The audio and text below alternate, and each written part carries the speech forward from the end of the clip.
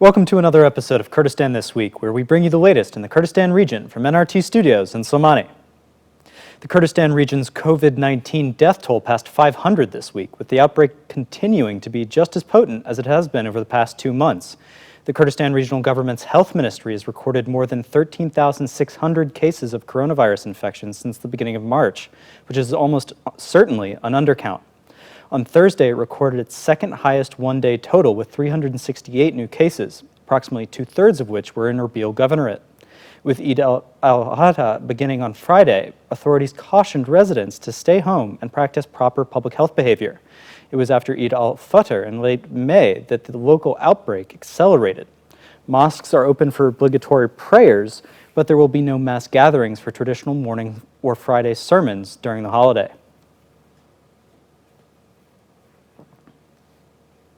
After months of partisan tension, the Kurdistan Democratic Party and the Patriotic Union of Kurdistan held leadership-level talks for the first time since the PUK elected Bafel Talabani and Wahir Sheikh as the party's new co-presidents in February. Talabani met on Saturday night with the KDP's Netrivan Barzani under the auspices of the latter's role as Kurdistan president. And the next day he met with Netrivan's cousin Masroor Barzani, who was also the KRG prime minister.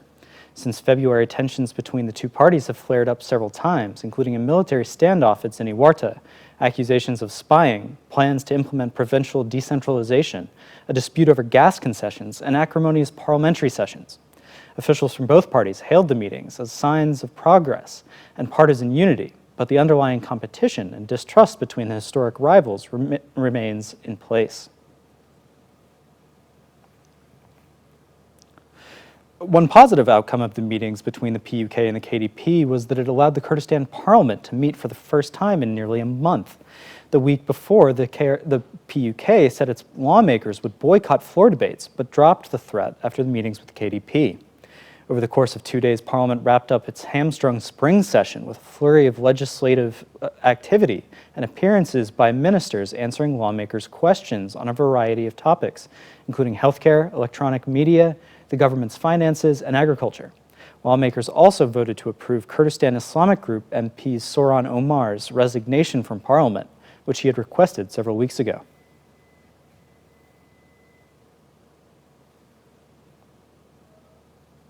Halabja Police Directorate said that a man hanged himself in a park in the city late Saturday night. Police said in a statement that the victim was 39-year-old Kawa Hama Amin Salah, who had worked as a vendor in the city. He left behind a wife and several children. He was a survivor of the 1988 Halabja chemical attack, which friends said left him in ill health and often out of work.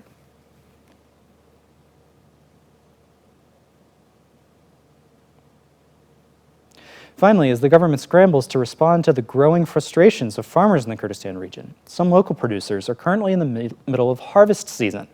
4 years ago, Jalal Qadir took a punt on becoming a blackberry farmer and is now producing bumper crops of the juicy summer delight at his farm southeast of Silmani.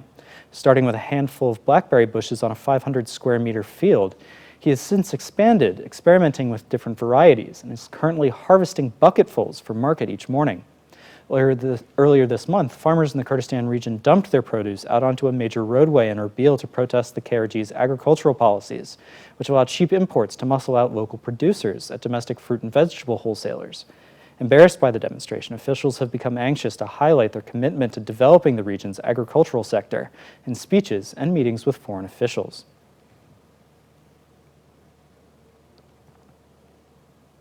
Thanks for tuning into this episode of Kurdistan This Week. If you'd like more information on these stories and others, check out our website, nrttv.com/en, and be sure to like us on Facebook and follow us on Twitter.